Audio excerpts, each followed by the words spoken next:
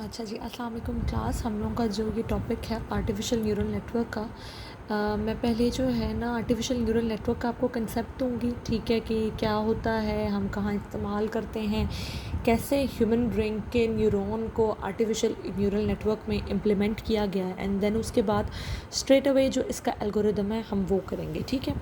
तो पहले एक वीडियो मैं बना लेती हूँ आपको इसका इंट्रोडक्शन देने की। इन पेजेस की पिक्चर भी मैं आपको शेयर कर दूँगी और जो बुक में इसके बारे में लिखा हुआ है उसकी पिक्चर भी आपको शेयर कर दूँगी।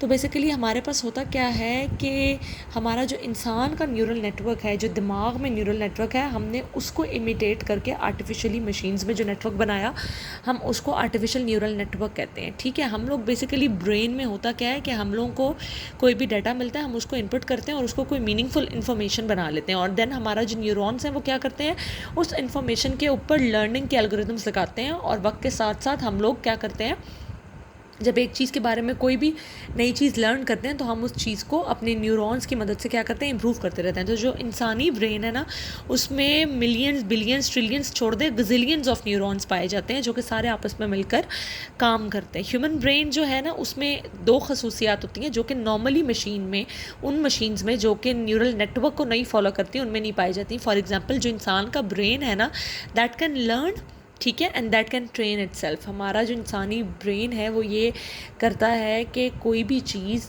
जो वो देखता है वो उसको लर्न कर सकता है, एंड देन लर्निंग की बेस पर वो बड़े इजीली अपने आप को ट्रेन कर सकता है। सो हम लोग का जो मेन मकसद है वो यही है कि आर्टिफिशियल इंटेलिजेंस के अंदर हम ऐसी मशीन्स बना सकें जो बिल्कुल इंसानी ब्रेन की तरह काम कर सकें, जो बिल्कुल इंसानी दिमाग की तरह डिसीजन मेकिंग कर सकें। तो हमने क्या किया कि जो हमारा बायोलॉजिकल ब्रेन है, बायोलॉजिकल न्यूरॉन है, उसको इमिटेट कर दिया। बेसिक एम हमारा क्या, the basic aim is to make machines that work like human brains, ठीक है।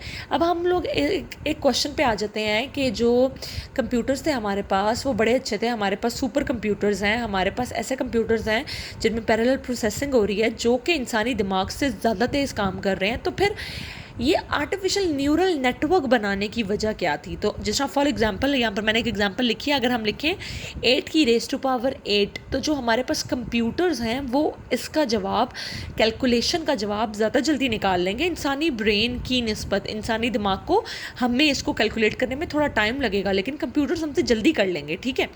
So in calculations computers are performing better than human brain, ठीक है। लेकिन ऐसा कौन सा एरिया है जिसमें कंप्यूटर इंसानी दिमाग से अच्छा काम नहीं कर रहे थे, और इसलिए हमने ये सोचा कि हमें जो इंसानी न्यूरॉन है उसको इमिटेट करना चाहिए। वो जो एरिया है जिसमें कंप्यूटर अच्छा नहीं कर रहे थे, that was learning and training. जो सिंपल कंप्यूटर्स हैं वो कैलकुलेशंस, वो अरिथमेटिक्स बहुत अच्छा कर सकते हैं, लेकिन decision making, and then decision एक दफ़ा अगर गलत हो गया तो उसकी बेस पे नेक्स्ट टाइम लर्न करके उस चीज़ को इम्प्रूव करना, ये इंसानी दिमाग नहीं कर रहा।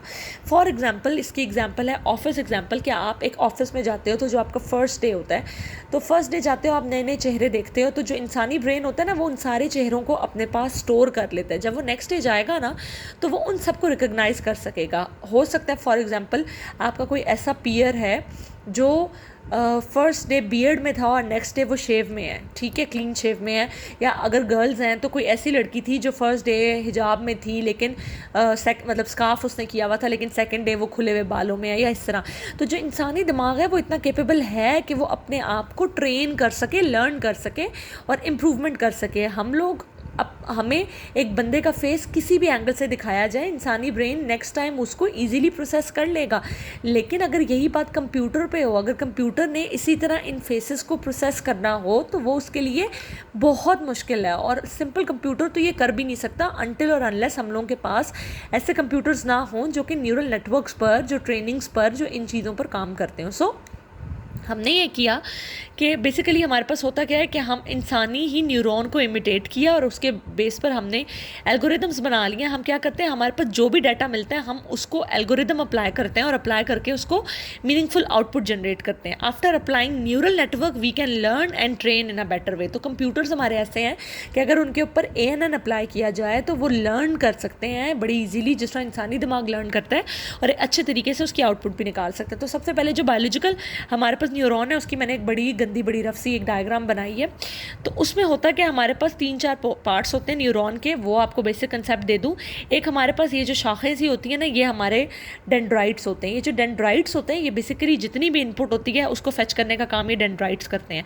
फिर हमारी सेल बॉडी होती है, जो हमारी सेल बॉडी होती है वो जितनी भी इन्फॉर्मेशन उसको मिलती है वो उसको प्रोसेस करती है, ठीक है। फिर हमारे पास एग्जाम्स होते हैं, जो हमारा एग्जाम होता है ना, एग्जाम के थ्रू हमारी जो इन्फॉर्मेशन होती है वो एक जगह से दूसरी जगह पास थ्रू करती है। और हमारे पास ये कुछ होते हैं टर्मिनल एग्जाम्स। ये टर्मिनल एग्जाम्स फिर क्या करते हैं, जो दूसरे डेंड्राइट्स होते हैं ये उनके साथ जाके कनेक्ट करते हैं। तो ये था हमारे पास एक बायोलॉजिकल न्यूरॉन। अब इस बायोलॉजिकल न्यूरॉन की बेस पे जो हमने आर्टिफिशियल न्यूरल नेटवर्क बनाया है ना, वो हमने ये बनाया है कि हम लोगों ने भी अपने एल्गोरिदम्स के अंदर, अपने कंप्यूटर के अंदर इनपुट्स रखी हैं कुछ, ये x1 x2 up to xn ये इनपुट्स होंगी, ये इनपुट्स हमें दी जाएंगी, ठीक है।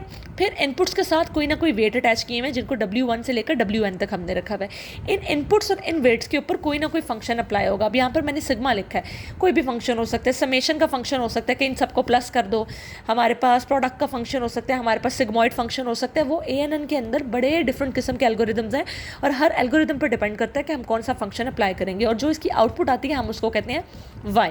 तो बेसिकली हम लोगों के पास इस तरह का हमारा आर्टिफिशियल एक न्यूरल नेटवर्क होता है। न्यूरल नेटवर्क के अंदर बड़े किस्म के होते हैं। हमारे पास सिंगल लेयर होता है न्यूरल नेटवर्क, हमारे पास मल्टीपल लेयर होता है, हमारे पास जो है रिकरेंट एल्गोरिदम होता है न्यूरल नेटवर्क का, ठीक है। जो सिंगल लेयर हमारा न्यूरल नेटवर्क होता है उसको हम परसेप्ट्रॉन कहते हैं। जो हमारा मल्टी लेयर होता है 3 लेयर्स वाला, तो डिफरेंट किस्म के होते हैं। तो हमारे पास एग्जांपल क्या है, न्यूरल नेटवर्क को यूज़ करते हुए आजकल हमारे पास गूगल असिस्टेंट है, हमारे पास बिक्सबी है, हमारे पास सीरी हैं, हमारे पास ऐसे मोबाइल्स आ चुके हैं जिनके अंदर इतनी हाई क्वालिफाइड AI यूज़ हो रही है कि आप उसको कोई भी इमेज दो तो वो बता देता है कि इमेज के अंदर आपको फूड का कौन सा आइटम नज़र आया है। आप उसको आसमान में रखो तो वो बता देता है कि वेदर की कंडीशन क्या है। आप उसको किसी और लैंग्वेज का टेक्स्ट दो तो वो उसको ट्रांसलेट कर लेता है। इवन सैमसंग के मोबाइल्स में ऐसा है। तो इस तरह हमारे पास ये है आर्टिफिशियल न्यूरल नेटवर्क का इंट्रोडक्शन कि ये क्या था, क्यों था, किस वजह से हमने इसको किया। अब बेसिकली आर्टिफिशियल न्यूरल नेटवर्क के अंदर आपका एक एल्गोरिदम है, ठीक है, बैक प्रोपगेशन एल्गोरिदम, ठीक है, and forward feed. Back propagation and forward feed मैं ये आपको करवाऊंगी और ये बड़ा हाईली मैथमेटिकल है, हम इसको करेंगे। और इसके बाद जस्ट मैं आपको क्लस्टरिंग का टॉपिक कराऊंगी, बहुत छोटा सा है वो। और उसके बाद जो सेमी सुपरवाइज लर्निंग और इस तरह की जो आपके पास कुछ है ना, लाइक रीइंफोर्समेंट लर्निंग वगैरह, उसका जस्ट इंट्रोडक्शन दूंगी और हमारा कोर्स कंप्लीट हो जाएगा विद इन दिस वीक। तो ये बेसिकली इंट्रोडक्शन दिया मैंने आपको, और कल की जो वीडियो मैं अपलोड करूँगी उसके अंदर मैं आपको डायरेक्ट बैक प्रोपोगेशन का जो एल्गोरिदम है उसको सॉल्व करना सिखाऊंगी।